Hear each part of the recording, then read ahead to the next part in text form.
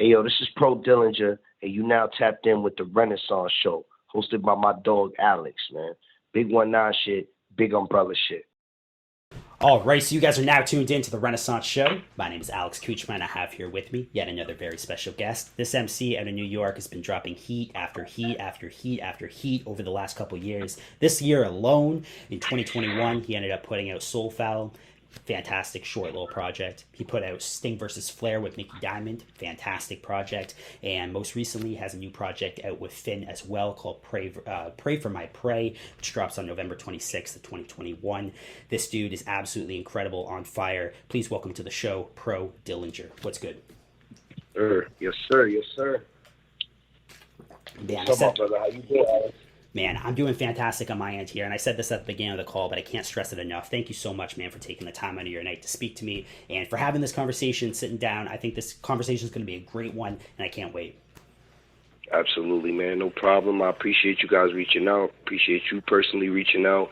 Appreciate anybody that's listening to the show that pays attention to my music and it might be a supporter. I appreciate all y'all, man, for real. Man, 100%. We were talking about this a little bit prior, but this album is Pray for My Prey. This comes out again November 26th, and if you're listening to this and it's past that date, which I believe it will end up being, take the time and listen to that record. If you're listening to this on the radio, we're going to be playing select cuts from it anyhow, but if you're watching this on YouTube, take the time, pause this video, check out the album, and then come back to this and kind of allow this conversation to provide some context for this release. But this album is produced by Finn, and Finn out of the Gold Era camp out of Toronto I believe is on a roll over the last few years. He's worked with, and I have behind me here, people watching the video portion can see, but people like Family Gang Black or Black Nazi, formerly Black Nazi, people like Daniel Son or Asan Eastwood, people like Cypher Soze.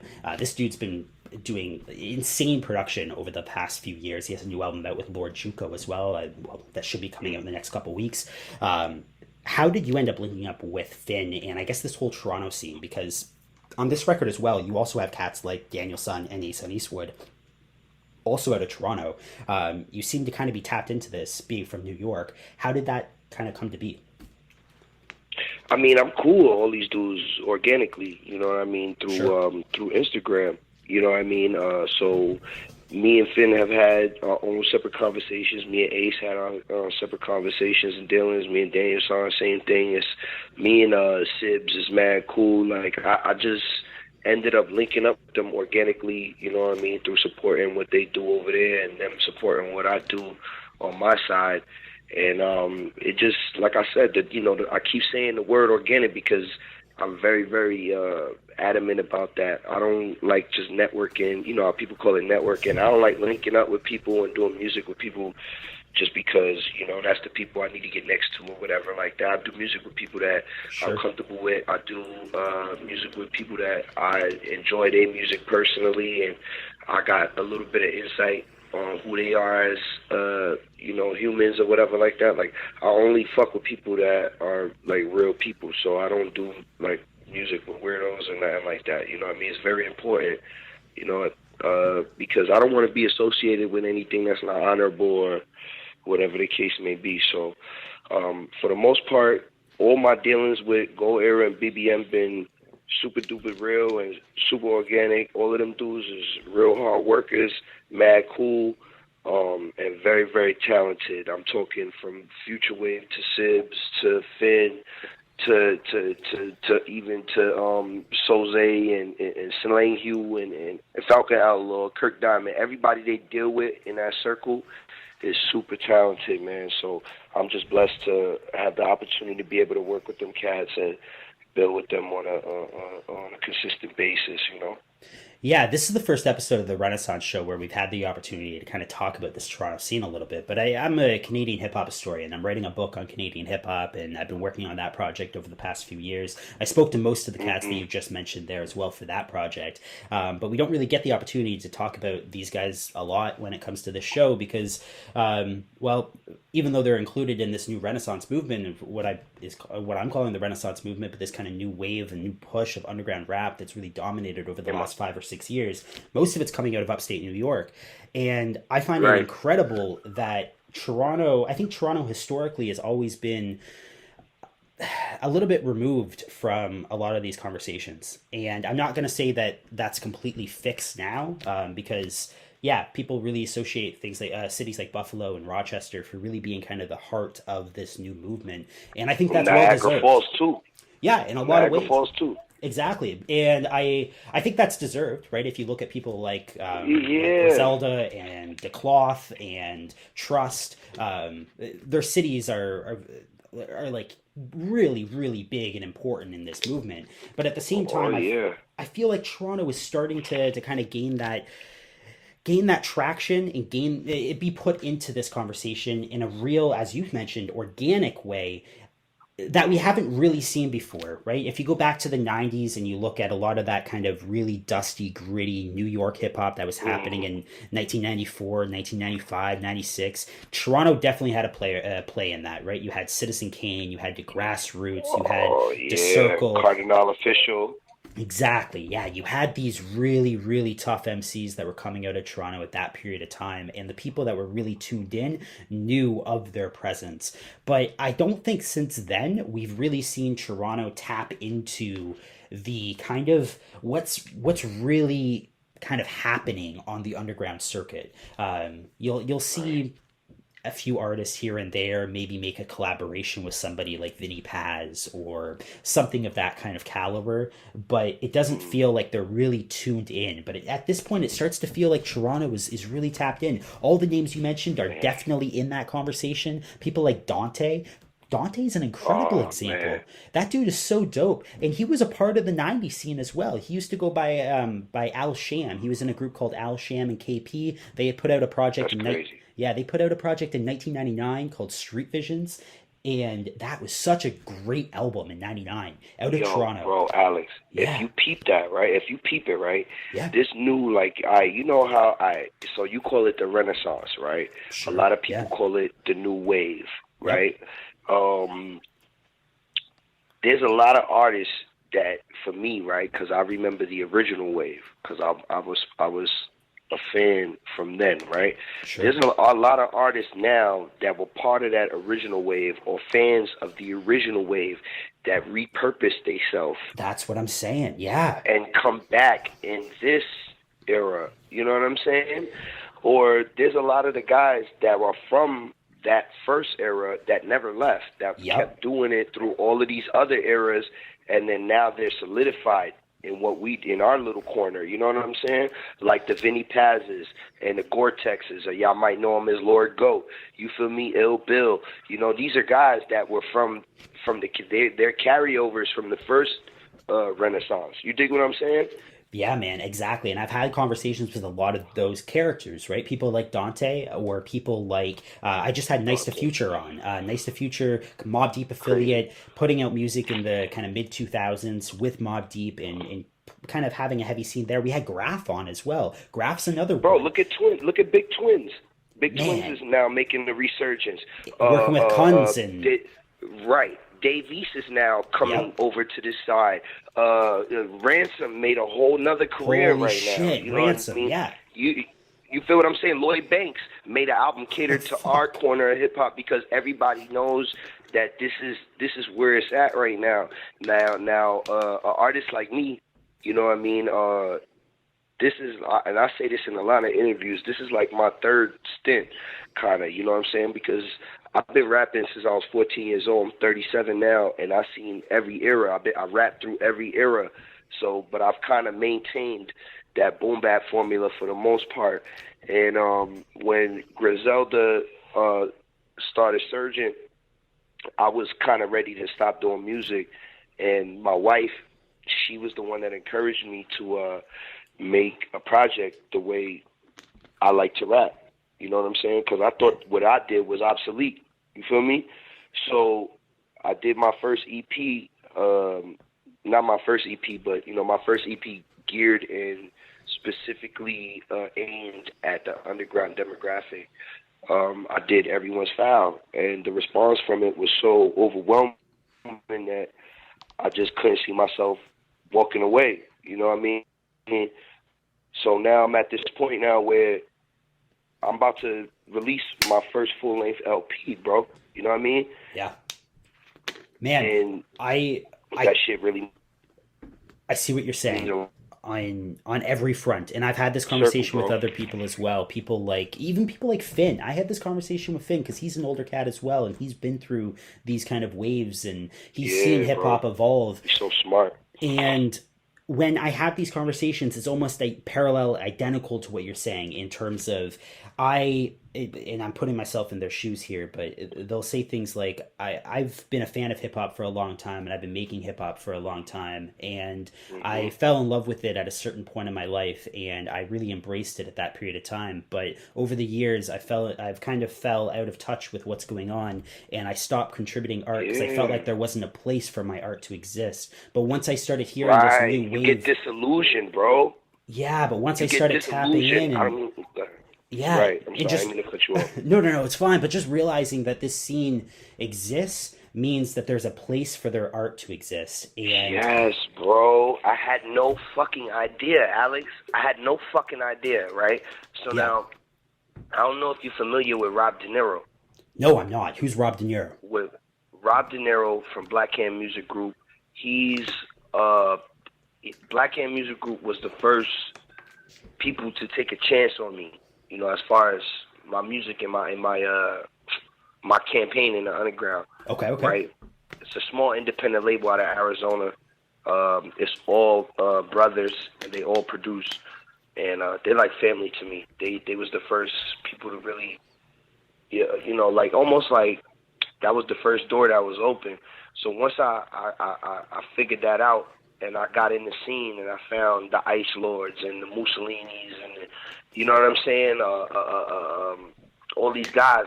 Yeah, I was like, holy shit, you know what I'm saying? It fucked me up because I thought the whole scene was dead. I had no idea. And the deeper I got into it, you know, I found that I could easily implement what I do and apply heavy pressure without really having to go through the avenues and channels that these other dudes had to do. You understand what I'm saying?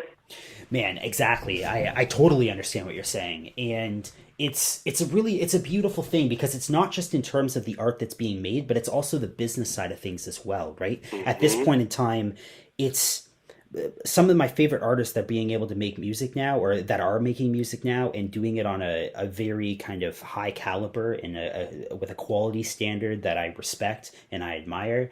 These people are at this point in time able to make money off of this thing because of how the business is oriented. Right, These fans are actually right, interested in the music as art and they treat it like art. They want to buy the vinyl, they want to buy the 180 gram pressings, they want to buy the OB bro. strips. They really care about it as art. And the way it's marketed, you can talk about hype beast culture, or you can downplay things like West Side Gun and Dwop and what they do. But at the same time, it's that marketing strategy has allowed people to make bread and eat and live off of their art Yo, in Alex, such a meaningful way. It's beautiful. I love Alex, it. Yeah, Gun sold 5,000 copies yesterday I know. in like 5 minutes, bro. And I picked up one of those. It cost like $100 Canadian in order to buy one shipped. And Which I is how know much American? How much American? I don't know, maybe 75 or something like that, a little bit less, but So now do the math. Do I the know math. exactly That means Gun made almost half a with million maybe dollars, over maybe. two. What? Easily 300,000. Easily. You know what I'm saying? Yep. But that's just off the top of my head. If he sold every vinyl, And it was let's more than 5,000. It was say 5,120, and that was the same number that they fucking ended up pressing crazy, for Pray for fucking Haiti. crazy in Yep. 5 minutes, bro. This man Yeah. could have made. This man made $250,000 in 5 fucking minutes, bro. So now, what Griselda and them is doing is they laying a blueprint for us. You know what I'm saying? Like how Hove laid it down for them. Man. And then you see people like Flea Lord, and you see people like DJ Muggs that have just went out and bought their own record plants, right? They bought the own machines. It's like $1 million piece of equipment, but it's worth it for them because they're going to end up making that return on investment within a year or two. Easily, yeah. And their fans are lining up to buy those releases, right? I was sitting on the how do you pronounce that? Is it Dope or is it Dwop? How do you pronounce that? Do you know? Dope Records. They did Gun owns that. Okay, yeah, so I'm sitting there refreshing that fucking Bandcamp page, basically in line, waiting for that shit to go live. And yeah, there's another 5 to 6, 7,000 people that are doing the exact same thing, hoping to get a record. Crazy, I hop on Facebook afterwards. Not only did he sell out 5,120 copies within 5 minutes, less than that probably, but there was then like at least 1,000 people on Facebook complaining that they didn't get one. Like, how the fuck is that possible? And that's to buy the music. No one, 10 years ago, you had to, like, fight tooth and nail for somebody to buy your music. It was like, oh, man, if you want to make money as an artist, you had to go on tour. You had to do all this kind of shit. What? Now, imagine if Gun, right, did what Tory Lanez did and made that album, right, but then turned it to an NFT and then charged everybody $1 for it. Yeah. It's... Think about that. Yeah, just think about that shit. Imagine if he did what Tory Lanez did, right? So refresh me. What did Tory Lanez do? Tory Lanez made a project. He turned it to an NFT, and he sold the shit for $1 a piece. Okay. And over 1 million people bought the shit. But people were buying, so it wasn't just 1 million sold because there's no limit on how many you could buy. So certain people was buying 100, certain people was buying 1,000, certain people was buying 40,000. Gotcha. This nigga made over $1 million in a day. Do you think that would work with somebody like Westside Gunn? So Westside Gunn's fan base, I feel like, is more committed than Tory Lanez's fan base. I can guarantee it's more committed. But what? Maybe? Are you kidding me, bro? And I'm like, right? I'm on Twitter. Right? I'm on Twitter. So I follow me on Twitter at Pro Dillinger. I'm on Twitter, right? And I follow Gun. I follow a lot of these dudes or whatever. His fan base is so die hard. Like just Griselda in general. Yep. I'm a fan as well. You know what I mean? Like of course, to be an artist, you have to be a fan first. I'm a fan of all music. You know what I mean? But definitely a fan of Griselda and what they've done in the past few years. I follow them, and Gun's fans are so die hard. Like a lot of people under his comments be saying like, "Oh, don't make no NFTs, don't go with that." But the thing is like, all right, when we was kids, right, our parents and them, right, like the investment landscape was different. So older people used to invest in homes, you know what I mean, or real estate, right, or stocks, right. The investment landscape is changing. Now it's turning into crypto, NFTs, shit like that, right? Sure. So it's only smart to be involved in what's going to be the new shit. Like I'm sure when Facebook first came out, nobody thought it was going to be what it was going to be today. Same thing with Amazon. And now look at these people. They multi-millionaires, almost billionaires. You feel me? Jeff Bezos got mad billions. You know what I mean? Yeah. So if Gunn did that, I feel like with his fan base and how rabid they are, that shit would go crazy. Because when Westside Gunn stops rapping, people would sell his NFTs, and he would receive a percentage off the NFTs for the rest of his life. Is that how that works? Are you able to, as an artist or the seller or the creator of the NFT? I always thought that once the NFT loses your possession, so once you end up selling off the NFT, that you almost lose rights to receive any sort of profits of that. Nah, I'm not going to talk like I'm 100% sure, but from what I understand, when you sell an NFT, you receive residual income from the shit, you know, a certain percentage when the person that bought it sells it. Yeah, I don't know anything about this kind of market either, right? It's forever money from what I understand. It's forever money for the artist. You know what I'm saying? So if Tory Lanez sold 1 million plus copies of this shit, and even 200,000 people sell his shit or whatever, he's going to receive a percentage of that forever, from what I understand. Yeah. I could be wrong, and I don't want to be misquoted, but, you know, that's from what I understand. So this NFT thing is all new to people, but it's like the new real estate. It's like the new stock market, but for artists. You know what I'm saying?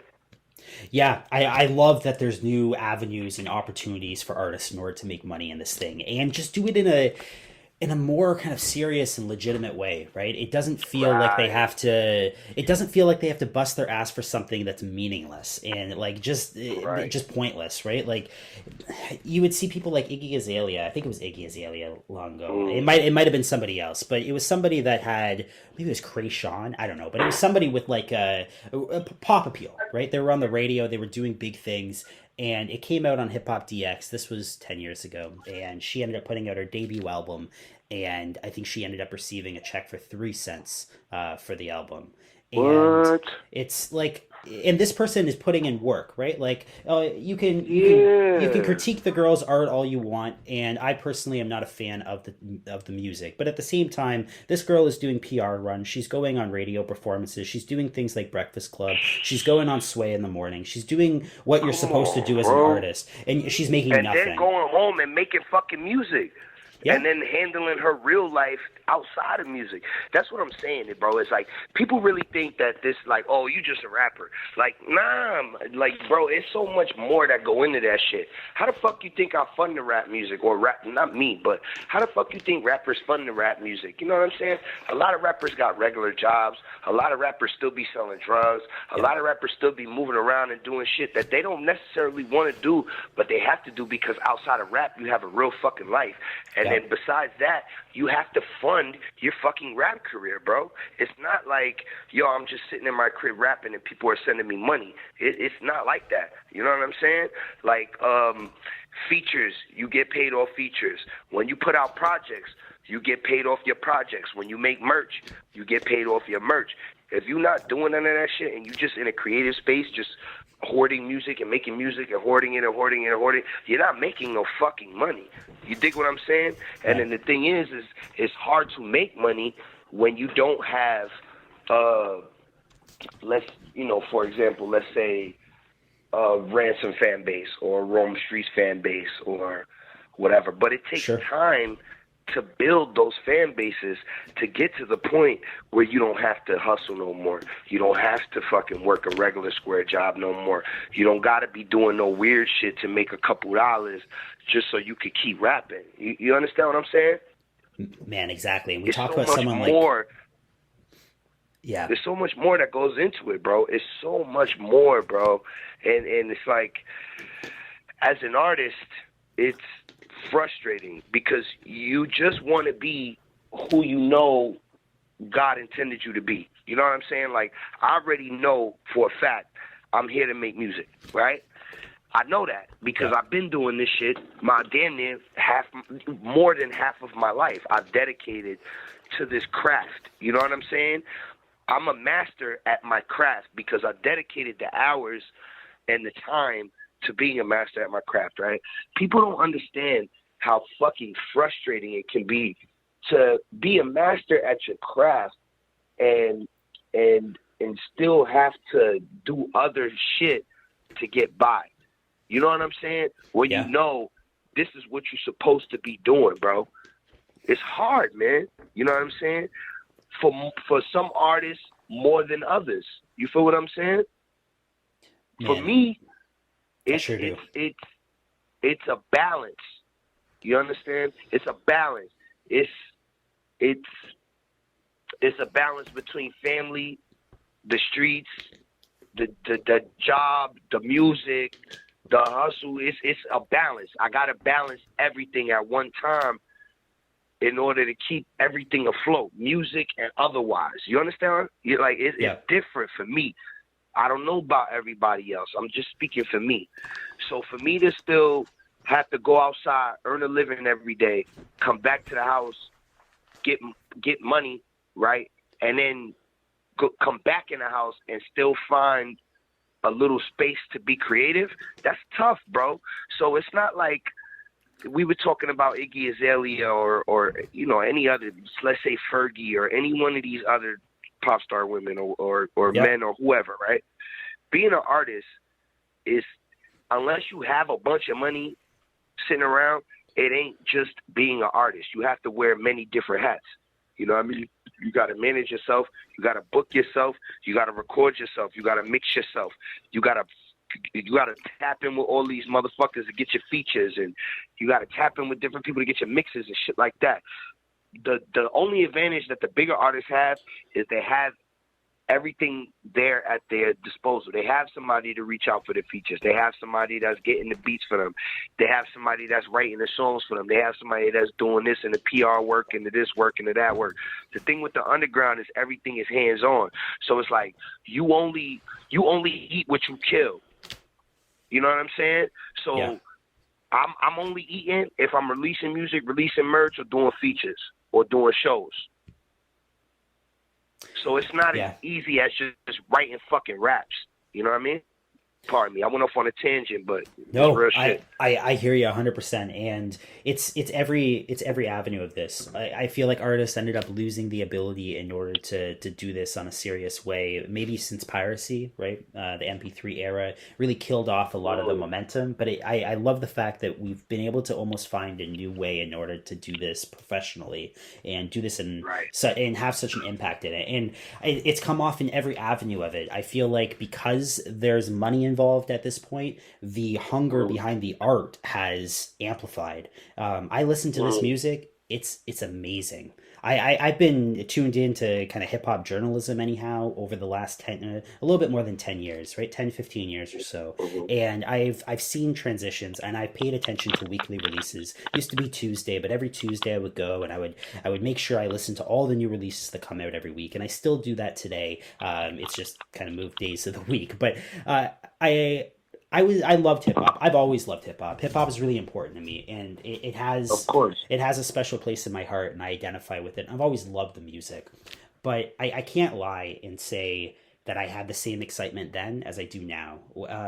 Almost every album that comes out at this point, it's like it brings me back to high school when I used to walk back and forth to high school and listen to shit like The Infamous or Hell on Earth or Murder Music, right? Bro, I used to have that shit. I used to have both of those projects on tape, bro, and be in high school listening to that shit in a fucking Walkman, bro. Man, I have my Walkman sitting right on the couch over there. I was testing my headphones earlier with it, and I hear ya. It was Walkman music, right? It was shit that you would put on your headphones. You would go and you would walk and you would let this music sink and absorb. And I loved it. It spoke to me in such a true way. Every bar was heavy and it had impact. And the thought of getting a new Mobb Deep record that sounded of that era, right? Not the Blood Money and shit like that. And shout outs to P and everything that he ended up doing later on. It was good, but it didn't give me the same sort of excitement as some of the earlier material. I'm not gonna lie, but I would have been like, to find out there was a new Mobb Deep record with that same sort of sound would have made my year.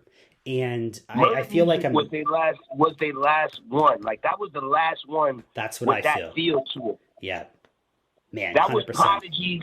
Like, to me, that was peak Prodigy right there. Mobb Deep, Murder Music. That was it.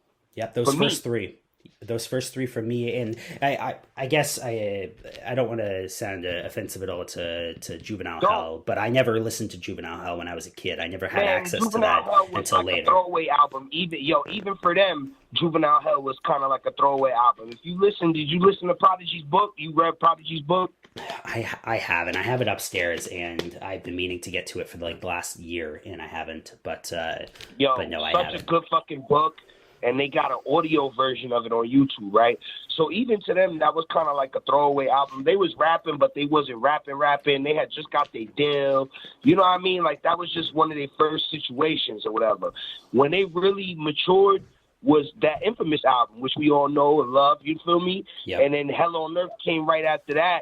And then, like, when fucking Murder Music came out, bro. And then they started collaborating with Wu-Tang. And, that whole era right there was very, very pivotal for me. And I feel like everybody else that loves what we do, you know?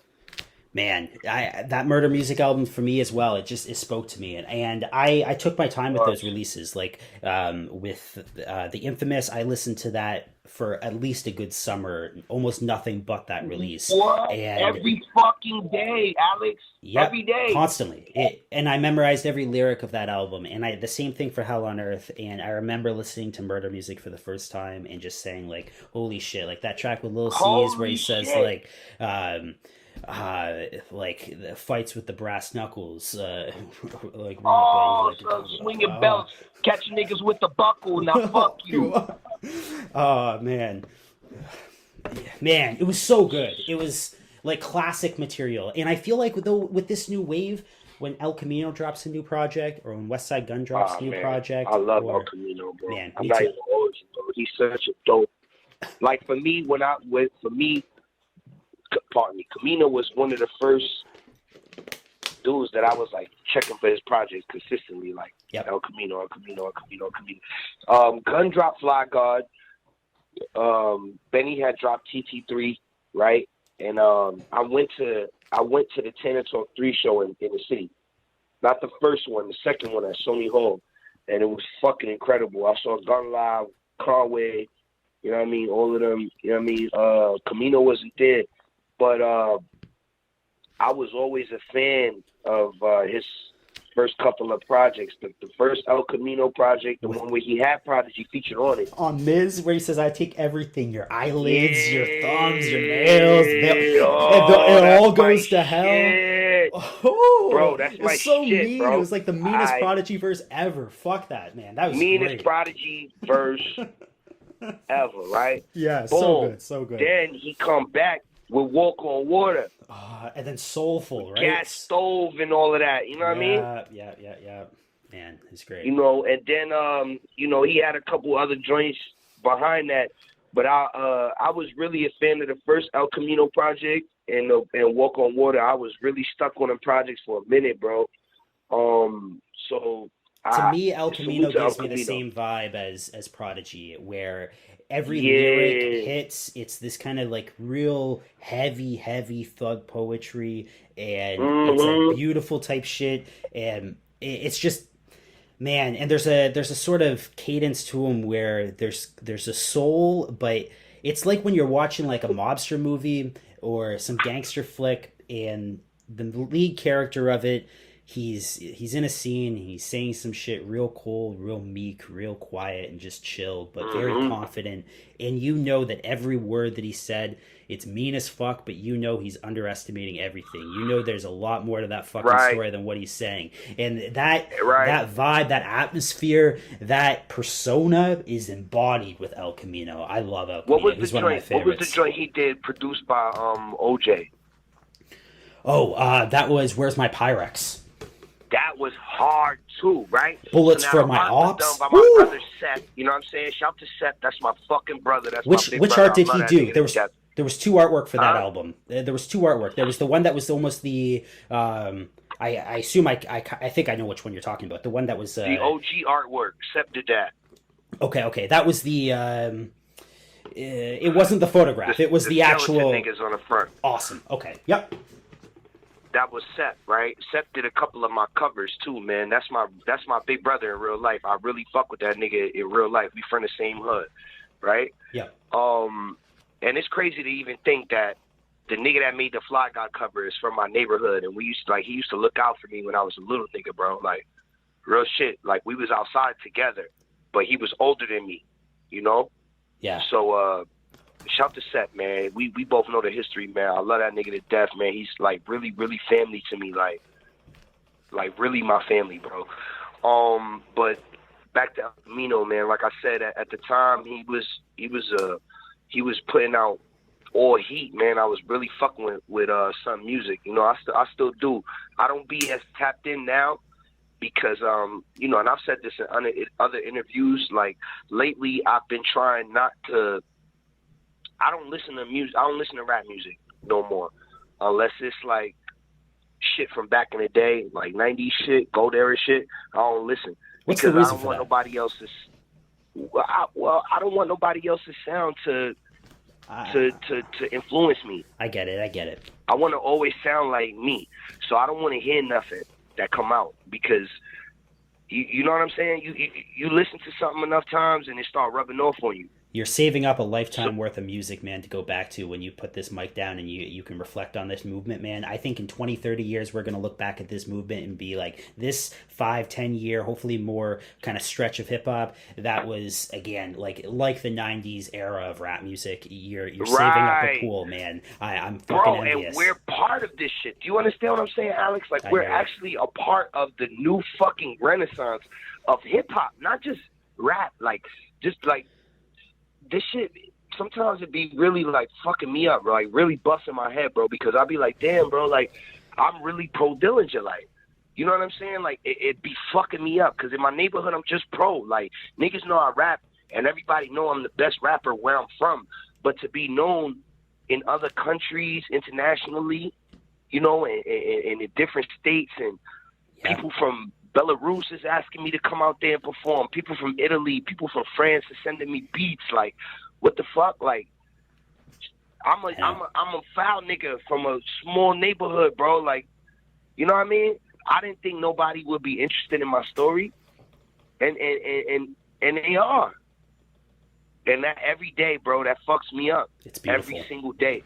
I do not think that people want to hear what I be going through in my low ass neighborhood, but they do. Man, the art speaks for itself at the same time. Let's talk about this new album.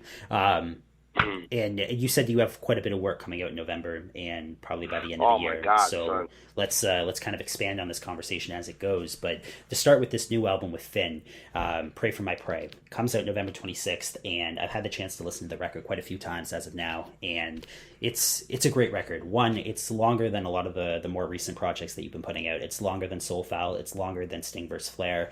This feels like a more kind of solidified piece of work that you're offering us. It feels more complete anyhow, and there's a hunger that's applied here, and that's a word that's come up a lot I think it came up in this conversation as well, but in previous episodes, and it really does feel like this is a hungry rap album.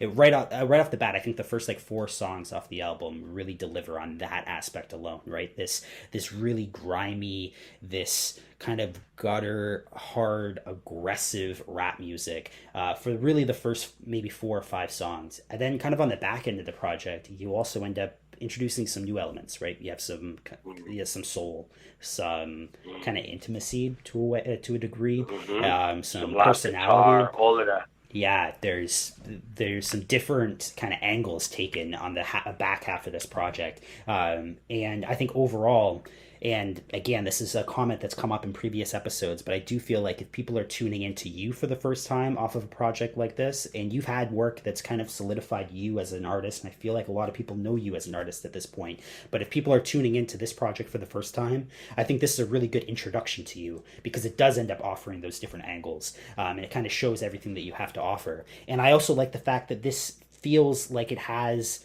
a trajectory. It feels like there's kind of a movement throughout this project. It doesn't feel like, yeah, you have different sounds on here and different angles being taken, but it's not like one song goes to one degree and then the other it just is a complete 180. There's this transitional period, right? You have that kind of first half of the album that slowly moves into the second half of the album. It doesn't feel disjointed. It doesn't feel like you should be splitting it up side A, side B, or anything of that nature. It does feel like this overall kind of piece, and the way it's presented, I think this is a really, really solid project from you. And shout outs to Finn as well. This project obviously couldn't have sounded the way it does without Finn.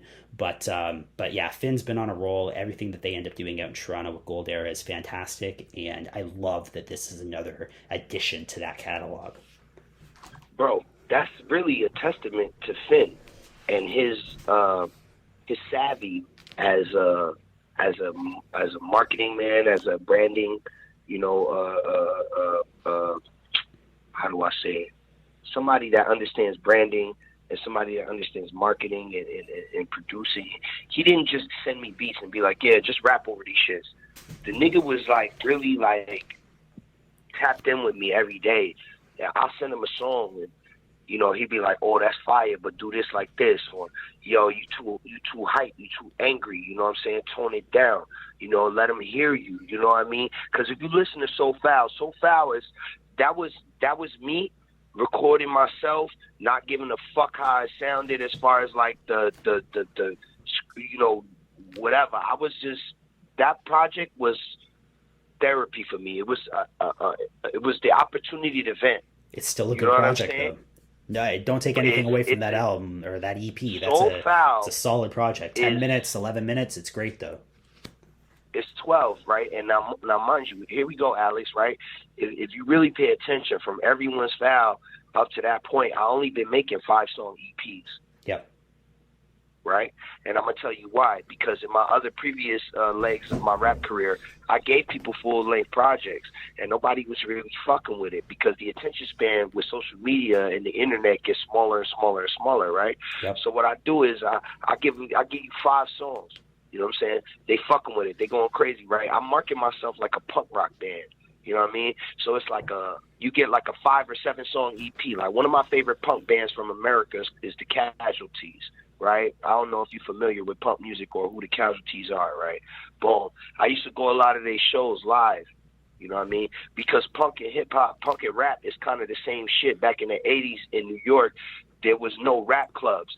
So punk, new wave, and rap used to all be in the same building. I wasn't in that era. I was too little, but I understand the history. So punk, new wave, and hip-hop, you know, or rap is all together because we had the same attitude. We had the same DIY attitude, you know what I mean? So I used to go to a lot of punk shows. I had a lot of white boy homeboys, you know what I'm saying, that I went to school with that was fucking with punk music. And I used to go see bands like Fish and Sucker Punch and Casualties and all these dudes, right? So what I'm doing is I'm implementing that experience into what I do now. I'm giving people hard, fast music, right? But real quick, like boom, it's like getting punched in the face by a left hand, like something you ain't see, like wow, oh shit, that was crazy. Let me listen again. Yeah, you know what I mean? So all of my EPs, right, been 5 songs. That's Everyone's Foul, Too Foul, Most Foul, Playoff Rondo, Mega Foul. All my EPs been 5 songs, right? So now Sting vs. Flair is short too. Sting versus Flair got 7 joints on it, but the digital gonna have 10. It's gonna be a full length album. I mean, not the digital part. I mean, the physicals is gonna have 10. Gotcha. So you getting 7 on a digital level. Yeah. But when we release, because we're gonna release our vinyl through Copenhagen, and we're gonna do the tapes through Elephant Artillery, right? So when we release, it's gonna have 3 more songs on it. You know what I mean? So. But that was me and Mick. The Flair series is really Mickey's baby. I was just a guest on that. You know what I mean? Because he's going to have more to come. It's going to be Flair versus Vader next. Gotcha. You know what I'm saying? Vader is going to be played by my brother Big Trip. He's another brother out of the umbrella, man. So shout to Big Trip from the Filthy Animals. You know what I mean? Salute to my brother. But the Flair series is going to continue. I was just the initial guest on the Flair tape series. You know what I'm saying? So shout to my brother Mickey Diamonds, man. He was really the genius behind that idea. We talked about it months ago. The shit came to fruition. He also curated So Foul for me. And his wife, Mallory Knox, is the one that made me all the beats. Man, yeah, shout outs to Mickey Diamond because he's an integral part of that project, not only in terms of how it came together, but the actual the product as well, right? It's obviously it's you talking about Sting versus Diamond. Flair or So Foul? Sting versus Flair, and because So Foul, he did the art, he picked the beats, I didn't know that. He curated the whole project. All I did was rap. I didn't know that at all. Yeah, and his wife made all of the beats. Shout outs to his wife. That's fucking dope. I had no idea. Mallory that's awesome. Knox. That's awesome. That's like a salute family to Mallory project. Knox, his wife, Mallory Knox, my brother Mickey Diamonds. You know what I'm saying? They put that whole project together. Mickey did the art. You know what I mean? And all I had to do was paint my canvas. And at the time, I was really going through some foul shit, bro. And my life was all fucked up. And you know, it ain't even sweet right now. But at the time, shit was fucked up, and I just needed to get it out. And bro put everything else together. All I had to do really was get it mixed. You know what I mean? So shout to my brother Mickey Diamonds, man. In and out of rap music, that's really my family. Salute to my brother Snotty too. You know what I'm saying? The whole 1-9 and the whole umbrella. I remember earlier, before we got off on this tangent, you was talking about the month of November, right? Exactly. Yeah. Expand on that month because you said there's a lot more coming out than just the project with Finn. Well, Alex, you know, behind the scenes, we not even calling it November. We calling it Provember. You know, me and my whole team. Fair enough. Fair Real enough. shit, bro. Let's talk Yeah, about that. real shit. Let's talk And, about Provember. actually, Finn coined that term. Finn called it Provember because of everything that's, you know what I'm saying? Finn told me that, you know, shit's about to change for me. And a lot of people been telling me that lately, and I believe that this month right here is gonna propel me into another plateau. So what do you have on the go? November 5th, I'm on Juco Project. I got a song with me, Lord Juco, and Smooth Calhoun.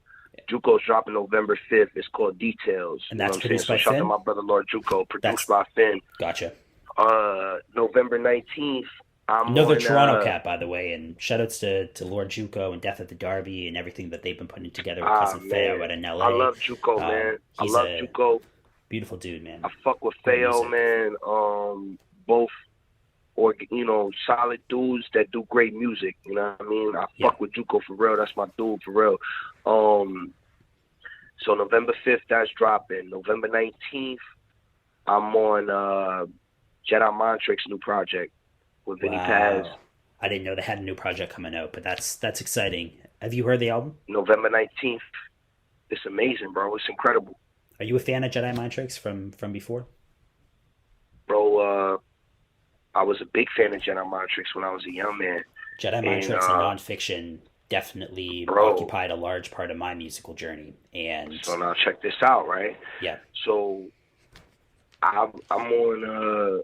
I've been in contact with Paz for a minute, man. He's a good dude, man. He really supports what I do. And but prior to the Jedi Mind Tricks look, I was working with him. We doing like a group project. It's gonna be like the Slaughterhouse, but for underground. You know what I mean? Like an Army of the Pharaohs. I'm not gonna call it.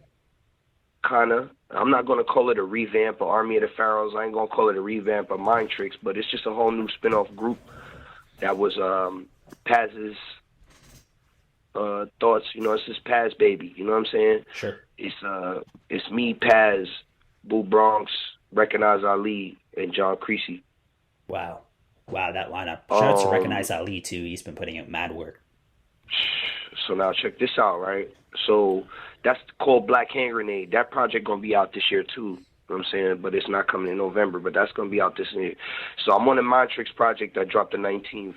Recognize Ali, Underground Kings drops November 19th as well. And I'm on that. I got a song on there with Boo Bronx and Ali.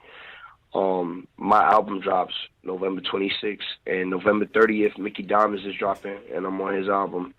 And there's some other sprinkle features in there and shit like that. But those are the biggest projects I'm working on right now that I'm featured on currently. And, you know, it's more coming out. I just did a joint for Loretta Records. I got a joint for the Copenhagen Craze compilation that's about to drop. That's one of the differences between the 90s and this movement. I think the hunger and the aggression is there. And I think the quality of art is definitely parallel to that movement and that scene at that time.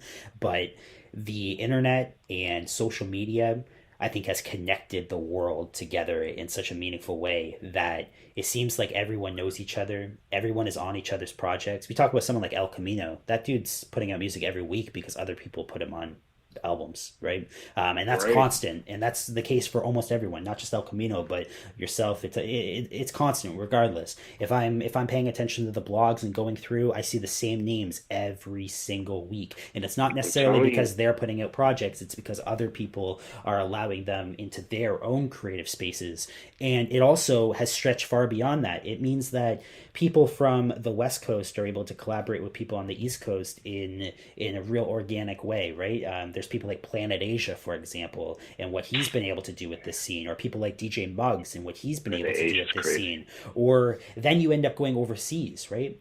Before, it used to be, if you ended up having a project that came out in France or Australia or Japan, it would be coined French hip hop or Japanese hip hop or Australian hip hop, and it would be so ostracized from kind of the hip hop heads that exist in America.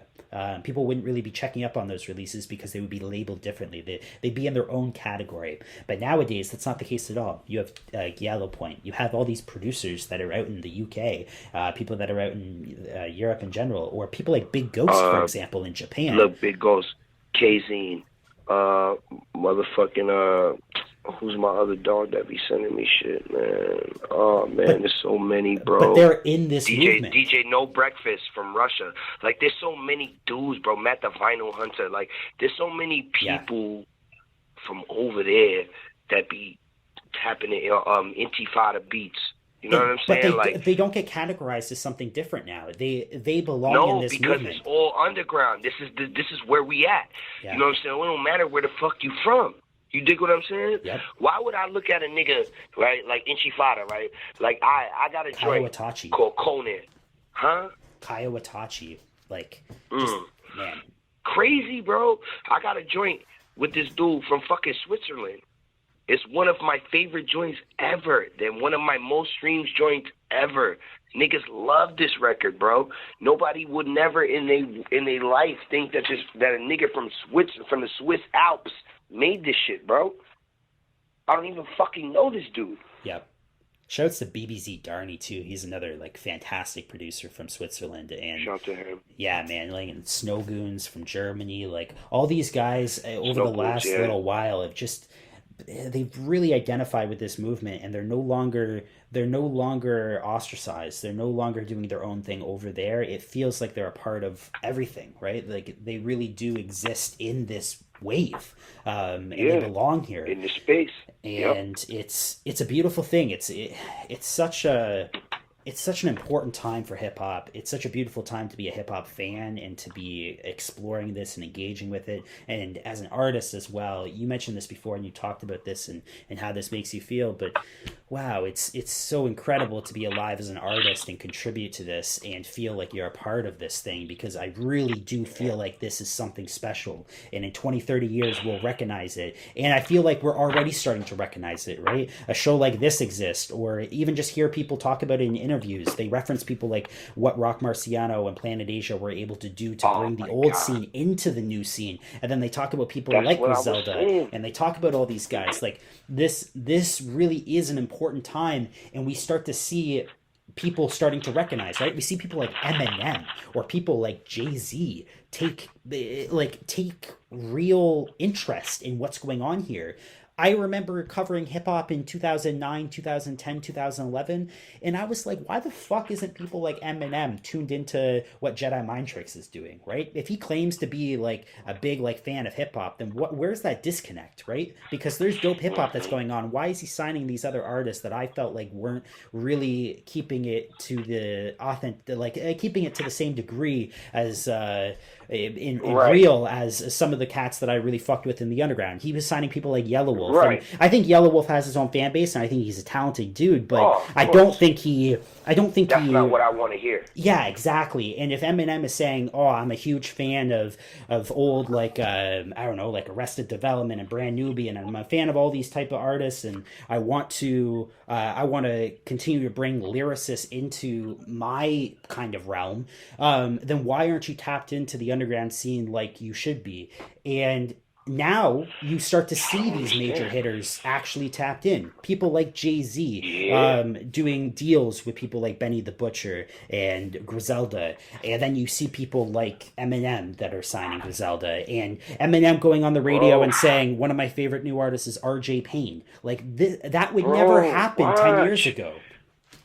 Bro, now what's going to happen is you're going to see, right? What I feel like is going to happen is they see, like, all right, Jay got his hand in it with Mac Homie and all of these niggas, right? Yep. And then Eminem got his hand in it. Yep. You know what I'm saying? Watch other big rappers that's already established start to throw their name in a hat. Like, watch Rick Ross sign an underground nigga. You know what I'm saying? Like watch Khaled sign a Foul Underground nigga. Like watch, bro. They because should. They Their all fan know bases are that it's gonna legit. be the next shit. Yep. Yeah, why not? It's gonna turn into an arms race. That's what's gonna happen, and everybody's gonna try to find the next Benny the Butcher, or the next Conway, or the next Westside Gun. Yep. You know what I'm saying? It was so frustrating that wasn't happening 10, 15 years ago, and to see it happening now. Right, because imagine how many fucking people would have been rich, and how many. Yeah. You know what I'm saying? And the new chamber that would have opened up in hip hop. You know what I'm saying? Right now, at this point, it's cool. You know, we just late, but we like everybody catching up. So it's like nobody missed a step. You know what I'm saying? Man, I totally agree. I can't speak highly enough about this new movement, and that was the purpose of this show. Is again, it's called the Renaissance Show, and the idea was just to, one, provide documentation for these artists. I think again in 10, 20, 30 years we're going to look back and value this moment in time, so there should be a place to kind of document these stories, and also just to celebrate it and to give people flowers while they're still here, right? Like, just let's talk about the art and let's celebrate it and kind of live in this moment and recognize what we have here as something truly special. I think we need more of that, and I'm glad that it's starting to kind of shape up that way. But man, I can't agree enough. I totally resonate with what you're saying. Yeah, man, and it's a beautiful thing. Like for me. Yeah. Like I said, this is giving me an opportunity to earn an extra stream of income, or earn a legitimate source of income for my family. You know what I'm saying? I'm a married man, bro. I got kids. You know what I'm saying? And legal money I've been too. At this, and that matters so much for so many people. Bro, I've been at this for too long. You know what I'm saying? So now that it's finally starting to pay off, this feels good, you know what I'm saying? I don't want to stop doing what I'm doing because I want to see how far I can take this shit, how much of a living I could earn from my family, how much of a fan base I could build, how many people I could touch with my music and, you know, maybe affect them, you know what I'm saying? Like, that's what I want to do. You know what I mean? Like, when I rap, bro, I don't be rapping just to rap, bro. Like, I want to be mentioned in the conversation as one of the greatest to ever do this shit.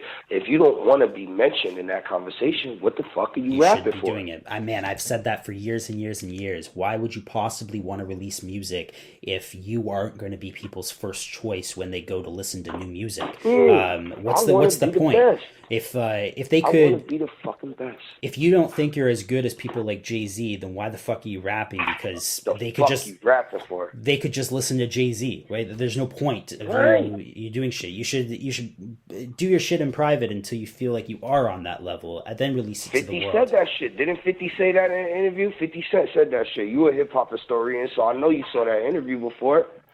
Man, I don't know. I probably have seen that interview, but man, I've been saying that for a long time. It's totally true. I think people need to be honest with themselves and what they make. And 50 said, if you making that shit for yourself, play that shit in your house on your headphones or for your homies around the block. Yeah. That's it. Yeah. I don't rap for my niggas around the block. They already know I can rap. I'm rapping for people in Italy that don't know what the fuck my neighborhood is like. Yeah. Or Canada. Exactly. Man, I can't thank you enough for taking the time out of your day to speak to me. This has been a blast of a conversation, and I feel like we ended up going through a lot. Provember. I'm so excited for everything that's coming out in this month that has your name attached to it, and everything else as well that's coming out of this movement. But I'm excited for the Finn project. Again, for those listening at home, this is probably gonna, by the time this is aired, it's probably gonna have dropped already. It's called Pray for My Prey. It's produced by Finn of Gold Era. It drops November 26th. So if you're listening to it after that date, definitely go and listen to this project. Listen to it in full. Listen to this conversation that we're having. And then go and do your homework on Pro Dillinger. Check out everything that he's done in the past, because the dude's just been on like this roll of, again, I said this at the very, very beginning, but just heat after heat after heat after heat. And there's so much kind of quality music. And I know I know we get inundated with so much art these days and it's hard to do your homework, but whenever you end up going down those rabbit holes and you do your homework on an individual artist, you learn about that artist and you learn all the kind of nooks and crannies of his career and how his art is shaped, and it's a beautiful experience to do so. Take the time out of your spend a day. These projects are short. The dude mentioned it, 5-song EPs over and over and over again. Take the time out of your day. Spend one night. Listen to this dude's discography. It's amazing. And man, I can't thank you enough for taking the time out of your day to speak to me. And we have Alex, to do this again. Thank you for having me, bro. Every time I release something, I will definitely come to your platform to, you know what I mean, let y'all know, and we'll sit down again and do this again. Before I go, I want to shout out all my brothers from the Big Umbrella Collective, you know what I'm saying? Josiah the Gift, Mickey Diamonds, Snotty De Niro, John Creasy, for Clopsis, Fruitless, you know what I mean? All my brothers over there, Shaolin Luciano, Dark Arts, Most Beats, Prospect, you know, all my brothers from the Big Umbrella Collective, the whole 1-9, Allah Preem, you know what I mean? Shout out to Coach, all too, my brothers. for setting this shout one to up. Coach Real and Michelle Kyoko, my management, you know what I mean? Shout to them, salute to them. And, you know, we got a lot of big things coming out, too, man. I just want to, real quick before I go, too, me, Mickey Diamonds, and Snotty, we did a Top Shelf Premium Freestyle that's dropping in November, too, so y'all be on the lookout for that. Yeah, bro, it's a lot of shit going on, bro. Bangkok Dangerous 3 is coming out. Snotty just dropped his album, Other Side of the Wall. I just did the Falte collection on vinyl, CD, and cassette. Y'all tap in, you know what I'm saying? My Instagram is at Pro Dillinger _1919. Y'all tap in with me, hit me up, man. Just tap in, bro. I got a lot of shit going on, man. Salute to you, Alex. I appreciate you having me on the platform, brother. Man, thank you so much for coming on, and it's my pleasure. I'm a fan myself, and to be able to go through and chop this up, I say this before, and I say this a lot when I do the Canadian hip-hop book, but my favorite thing to do is to talk about hip-hop and hip-hop history, and to be able to have these conversations on a regular basis is a blessing. And then to be able to have these conversations with the people that are most apt to have the conversation with. If I want to talk about Pro Dillinger, then who better to fucking talk to than Pro Dillinger himself? And the fact that I can have that regular experience, it's a blessing on my end. Yeah, you don't have to thank me. Thank you. Yo, man. Once again, bro, I appreciate you having me, my G. Real shit, man. And like I said, anytime I release something new, I'm going to come to you first. And once again, before I get out of here, Sting vs. Flair is out right now. Right now. It's on all streaming platforms. Make sure y'all stream that up. Make sure y'all tap in. Mickey Diamond's got it on his Bandcamp. You know what I'm saying? Tap in and spend some bread. We out here, man. Big Umbrella shit, Big 1-9 shit, Big 2 for 15 shit, Big God Sound shit, man. Shout to you, Alex. Hey, yo, this is Pro Dillinger, and you now tapped in with the Renaissance Show, hosted by my dog, Alex, man. Big 1-9 shit, Big Umbrella shit.